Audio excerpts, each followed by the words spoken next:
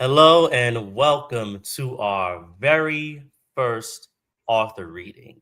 I'm Josiah Octave, founder of Seven Story Publishing, and here we have Cynthia Russell, who is a fellow author like myself, and she is going to be reading two stories today. Now, the title and what the stories are about, well, I'll let you guys find that out for yourself and you know, because hey, look, I like to find things out along with the audience. I don't like to have advanced information. Makes it more fun that way. But anyway, Cynthia, I'm going to remove myself from the stage and the floor will be all yours. Okay, Okay. so the first story is Daddy Longlegs. It's approximately 1,000 words, and I'll start reading. The opera house was moreover or just in the center point of the city, and the city was moreover or just in the center point of Tennessee. It had been constructed in the 18th century, created by an architect who was eventually supercharged with misdeeds. He needed to spend the rest of his existence in exile in Tasmania. Its style was New Spanish Baroque with detailed boxes and a huge dispensive yield. People traveled major ranges purely for the gratification of being seated on its purplish plus seating under a towering multicolored ceiling. The opera enterprise for which it granted an abode was well reputed, even if not in a primary classification. It was vocalist studied, a great site to start, but not inevitably the most significant place to end up. The door attendant in the opera house was a very tall man called Daddy Longlegs. His task was to monitor the stage door, where he had a large office. In the office, there was an index for cataloging the entrance of stagehands, as well as vocalists and personnel of the orchestra. He wore a gray uniform with wide blue bands on the epaulets. Longlegs was prideful of the uniform, which he said was established and was well worn by Bosnian troopers of the early 19th century. No one in their right mind believed that, as it was rumored that Longlegs' aunt made the uniform, who owned the Wall of Extinction at a local town amusement park. Longlegs resided as a broader, I'm sorry, Longlegs resided as a boarder in a house owned by a French couple, Mr. and Miss LaCroix. Mr. LaCroix had been a watch repairer, but had been compelled to give this up when his hands were impacted by osteoarthritis. Miss LaCroix made scarves. They gave their extra room to Daddy Longlegs, who stayed with them for 10 years. Next page. Do you ever think about getting wedded? Miss LaCroix asked. Daddy Longlegs, one day. You will be a fantastic snack for some dame, you know. Daddy Longlegs was thrilled with the flattery. This is sympathetic of you to state that, Mallory LaCroix. And who knows, possibly one solar day. We will see. The actuality of the topic was that Daddy Longlegs was infatuated by an opera singer, the second soprano Gretchen Rosenfeld. Gretchen, who was provincially known for her characterization of Desdemona in Othello, which was vastly valued in that part of Tennessee. She could have reserved parts more dignified, but she favored staying close to her elderly mother. She did not like the concept of traveling to Milan, Dublin, let alone Prague or New York City. Daddy Longlegs idolized Gretchen Rosenfeld. She hardly noticed him, but she always said hello when she came in for the productions. Oh, good evening, Lars Longlegs, she would say as she walked by his kiosk. He would jump to his feet, but by the time frame he got up to Gretchen Rosenfeld would have vanished into her dressing room. Her dressing room was consistently filled with beautiful flowers positioned there by Daddy Longlegs. He collected a bunch of flowers from enthusiasts of Gretchen Rosenfeld, accepting them from the men who shouted at the stage door, requesting to see her. He continuously sent them. He continuously sent these men elsewhere, good-looking average men, informing them that Gretchen Rosenfeld was not taking any visitors. He would hand over the flowers along with the love letters that came with them. And once the visitors were gone, though, Daddy Longlegs would remove the love letters, rip them up, and place the flowers in Gretchen's dressing room, sometimes with a note from himself saying, I anticipate that you will enjoy these flowers, Lars Longlegs. He sat at the kiosk and pondered on Gretchen Rosenfeld. He envisioned play acting the male lead in verse to her. He envisioned singing one of the most prolific duets with Gretchen. As he plopped down, he could hear an ovation from the auditorium as Gretchen Rosenfeld fulfilled the conclusion of a spectacular aria. He envisioned what it could be like to be with her backstage getting praise. They would have dinner at the extravagant restaurant across the street from the opera house. One night, an unknown man who had been trying to get in touch with Gretchen Rosenfeld got into her dressing room by avoiding Daddy Longlegs. Gretchen listened attentively to his invite to dinner with an unapproving look that made him leave. She stopped by Longlegs' kiosk before she left the opera house. I had a long night, Lars Longlegs, she said. Longlegs empathized. I will always do the foremost to keep her pests away, Miss Gretchen Rosenfeld. Gretchen looked at Longlegs and grinned. She was over men pushing up on her.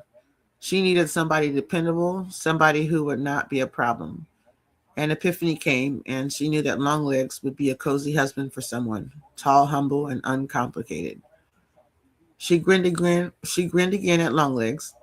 Would you care for a morsel of dinner tonight? She asked. If you are available, that is. Gretchen Rosenfeld and Daddy Longlegs got married 5 months later. Gretchen's elderly mother passed away quickly before the wedding ceremony, so they began their wedded bliss in her condominium. Then Daddy Longlegs' aunt, the person who owned the Wall of Extinction motorcycle band, gave an invite to take over her business as she felt it was time for her to be a retiree. Gretchen Rosenfeld needed a hiatus from singing, and so she and Daddy Longlegs parted to reside in a small motorhome parked next to the Wall of Extinction at the fairground. They were married. Daddy Longlegs became cultured in how to ride a motorcycle on the Wall of Extinction. He demonstrated popularity with the multitudes. In time, he educated Gretchen how to ride, and she took it very seriously. Every so often, she rode and sang Verdi at the interval, which always conveyed an out of sight response. Out of sight. Using techniques that are out of sight will always produce an out of sight reaction. Love, generosity, acts of empathy for the people that have a small portion in their lives, a pat on the shoulder, and encouraging words. These things are out of sight. The end. And now I will read The Geese in the Ice Storm. It's a very short story, like microfiction, approximately 375 words. One winter, there was an unmistakable thud of freezing rain. How charming. But the frigid rain ice got thick on the window sills until everything was a blur. The farmers turned back their trucks and put their livestock in sheds to keep them secure. But not the geese. Their eyes blinked wildly. Some ranchers went ice skating down the perplexed roads with bats to gather geese that are perched inside the road ditches. The boys went out into the cold to catch geese too. They saw feathers along the fence. The geese were all fine, 3 or 4 of them. The boys dragged their feet slowly, trying not to fall into the snow. They got close to the geese. The geese huddled close to each other. The boys saw how easy it was to get to them. The boys stayed constant in the chilly rain. You could see their breath come out in dense puffs of vapor. The geese breath came out in short white puffs. A few of them raised their heads and turned from right to left, but they were sightless with ice and didn't glow. The boys didn't bring bats or bags or anything but themselves. They withstood the geese, turning their heads periodically, hoping that one of them would do something to attack a goose or yell strike. Things surrounding them were luminous and soaked with icy rain. The prickly fence, even the grass roots. The grass roots looked like egg yolks inside gelatin. and the geese looked like prospective birds polished in nucleus white. Ice caps were settling on the boys' caps and jackets. They were going to be totally covered in ice soon. Then one of the boys said, "Be quiet." He was taking off his jacket, with a thin layer of ice falling off of his arm, but the inner part of his jacket was dry. He covered the geese with his jacket. The other boys did the same. You could see hens and brown cocks walking in red and orange leaves in the nearby forest. How the boys felt the pressure of the rain in their shirts. They ran across the graves, ice clinging to their skin as they made their way into the house. The end. Okay. All righty. That was a fantastic reading. Apologies for accidentally popping up. I was trying to start my camera without Okay. getting going on the stage and interrupting, but um, yeah, it was only for a brief second. Don't worry about it. But yeah, so since there's like no comments or questions or anything like that, I'll pose a few. So, what inspired Daddy Longlegs, if you remember? Well, I was just thinking of things that I would like to do singing opera one day. I sang in chorus when I was in junior high. I'm a second soprano and I want to be a first soprano. And I came across a book of short stories and I kind of wrote a spin off of it. And I wanted to create something from the heart and something with purpose to inspire someone. And I hope to connect Mhm. with the audience. You're right. Okay. Okay, that's good. That's good. But, I'd like to thank you for, coming up and being the first author to, do an author reading on our little channel here at Seven Story Publishing. It means a great deal to me, and it's going to mean a great deal to the people that end up seeing and watching this author reading. Um, And that's all, folks. Like we had some short stories today, short and sweet.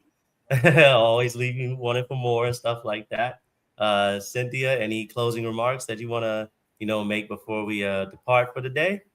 I'm honored to be the first to do this session, and thank God for Seven Stories Publishing. You rock. All right. We will see you all on the flip side. Take Oh, care. okay.